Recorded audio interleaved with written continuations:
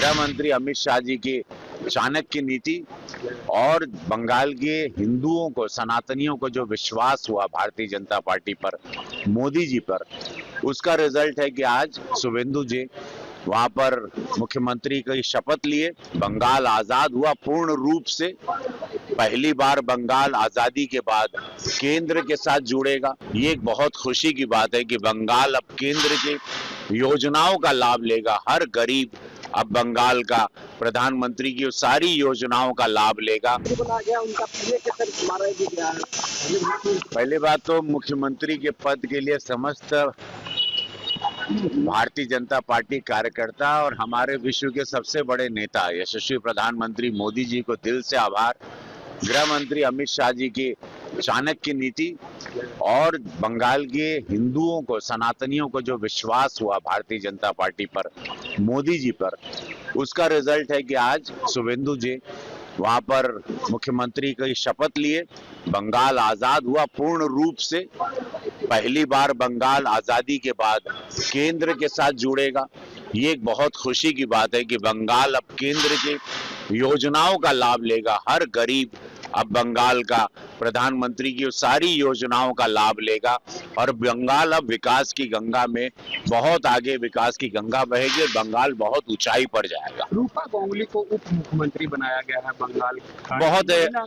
बहुत अच्छा। हमारे महाभारत से द्रौपदी के रूप में जानी पहचानी एक बहुत अच्छी सभ्य महिला, कलाकार बिरादरी की हमारे, और एक ये संदेशा यशस्वी प्रधानमंत्री मोदी जी ने दिया है कि महिला आरक्षण का बिल जो विरोधियों ने गिरा दिया था, 33% का जो आरक्षण मांगा था, प्रधानमंत्री जी उसको पूरी शक्ति देते हैं। नारी शक्ति जो बंगाल में पूरा वोट दी थी, जो भारत की सभी महिलाएं मोदी जी को ही वोट देती हैं, भाजपा को ही वोट देती हैं, इसीलिए डिप्टी सीएम के रूप में रूपा गांगुली जी के रूप में एक उप मुख्यमंत्री मिली हैं। ये दर्शाता है कि मोदी जी के मन में नारी शक्ति, महिला शक्ति, दुर्गा शक्ति का कितना सम्मान है। और विपक्षी विरोधी कांग्रेस, टीएमसी रहे या स्टैलियन की पार्टी रही या अखिलेश यादव जी की सपा रही, यह महिला विरोधी पार्टियां हैं। तो जो भी महिलाओं का साथ दिया और जिन्होंने महिलाओं ने वोट दिया, प्रधानमंत्री जी ने सम्मान दिखाया कि हम उस बिल के पक्ष में खड़े हैं। आज नहीं तो कल वो बिल पारित होके सभी आरक्षण 33% महिलाओं को जरूर इस भारत में मिलेगा। साधुवाद है महिला शक्ति को, नारी शक्ति को। मां काली की धरती पर डिप्टी सीएम के रूप में रूपा गांगुली जी हमारी कलाकार बिरादरी की एक उप मुख्यमंत्री बनी है। बड़ी खुशी होती है। एक कलाकार मित्र मेरा, वो भी कल शपथ लेगा तमिलनाडु में, विजय।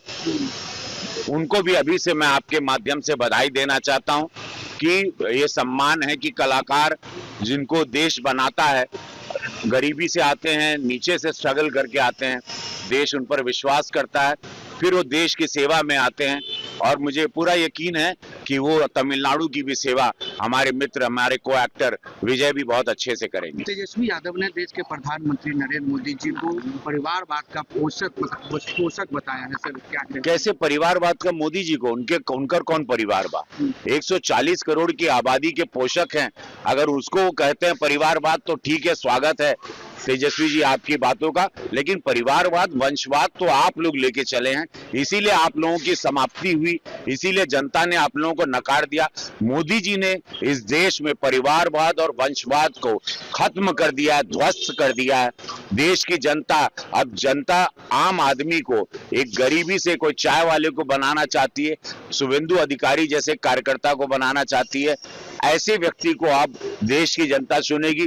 परिवारवाद वालों की राजनीति इस देश से खत्म के कगार पर आ चुकी है। इसका श्रेय यशस्वी प्रधानमंत्री मोदी जी को पूर्ण रूप से जाता है। में भी देखने को मिलेगा, कुमार के बेटे को भी तो बनाया गया है, मंत्रिमंडल में शामिल किया गया है। देखिए, परिवारवाद नहीं, वो एक कार्यकर्ता के रूप में काम कर रहे हैं। एक सभ्य इंसान है, एक सभ्य, पूरे बिहार के लिए उनके पिता ने अपने आप को खपा दिया। उस इमोशन को, जो वोट उनको मिला था, जो जेडीयू को वोट मिला था, उसके एवज में उनको बनाया गया कि वो भी अपने पिता की तरह समर्पित रहेंगे। नीतीश जी पर एक दाग नहीं लग सकता। उनके जीते जी उनकी धर्मपत्नी कभी मुख्यमंत्री आवास में नहीं आई, ना उनके बेटे ने कभी लाभ लिया। तो निशांत बाबू एक बहुत ही सभ्य इंसान है और देश की, बिहार की जनता बड़ी प्रसन्न हुई उनको ओथ लेते हुए, देखते हुए। यूपी में भी सर यूपी में भी परिवारवाद समाप्त हो जाएगा सर विधानसभा? जी, परिवारवाद 27 में हम लोग 2017 से, आप आपके माध्यम से ऑन रिकॉर्ड बोल रहे हैं, 2017 से बड़ी जीत 2027 में उत्तर प्रदेश में मोदी योगी जी की सरकार, डबल इंजन की सरकार होगी। पूज्य योगी महाराज जी को बहुत बड़ा मैंडेट मिलने जा रहा है। फरवरी या जब भी मार्च, जनवरी, फरवरी जब भी चुनाव आएगा, एक बंगाल की पूरी जीत की लहर अब यूपी में पहुंच चुकी है। अखिलेश यादव पहुंचे थे बंगाल और उन्होंने ममता बनर्जी से कहा कि आप हारे नहीं, हराए गए हैं।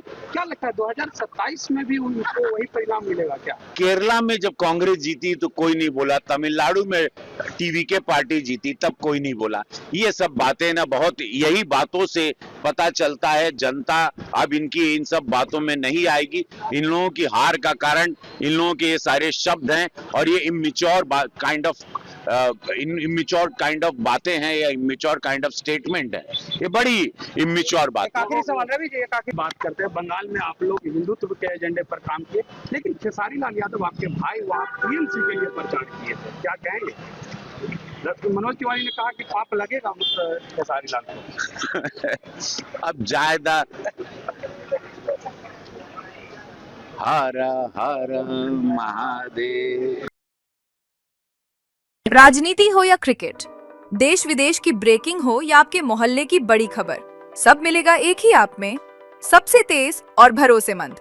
अभी डाउनलोड करें दैनिक भास्कर डिजिटल।